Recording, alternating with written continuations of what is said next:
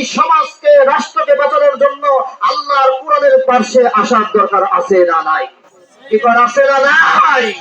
এই জন্য ভাই সময় এসেছে, আমাদের বহুত কষ্ট তোমরা দিয়েছো, আরে মোলামার সাথে যারা খারাপ ব্যবহার করেছো, আমি তো ভাই আজকে তেমন কিছু বলতে পারলাম না। আমার মতো একটা সাধারণ মানুষ 2.5 মাস জেল খাটতে হয়েছে, আমার জীবনটা তোমরা পঙ্গু করে দিয়েছো।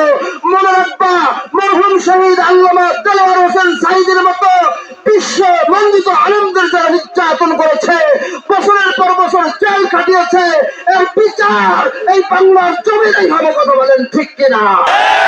আমার বন্ধুগণ প্রস্তুত থাকবেন, একটা গর্ত দেওয়া যাবে না বানানোর জন্য। কথা বলেন ঠিক কিনা? মনে হয় এরা যা করেছে এদের জানাজা হয়ে বাংলার মুসলমানেরা পড়বে না। কথা বলেন ঠিক কিনা? ভাই খুব সাবধানতার সাথে চলতে হবে। কিছুই পাইনি এখনো পার্লামেন্টে কোরআন যায় নাই, এখনো আমার দেশে সুদ বন্ধ হয় নাই, এখনো চীনা বন্ধ হয় নাই, এখনো কোরআনের কথা পক্ষে খুব একটা মানুষ এখনো আসে নাই। এই জন্য ভাই বসে থাকলে শুধু জিকির করলে আমাদের চলবে না। প্রতিটা সেকেন্ডে প্রতিটা মুহূর্তে টাকা লাগলে টাকা দিব, জান লাগলে জান দিব, সময় লাগলে সময় দেব। আল্লাহর জমিনে আল্লাহর কোরআনের আইন চালু করেই ছাড়বো ইনশাল্লাহ। রাজি আছেন নাকি ইনশাল্লাহ? কারা কারা রাজি আছেন? 2 হাত তুলে দেখান।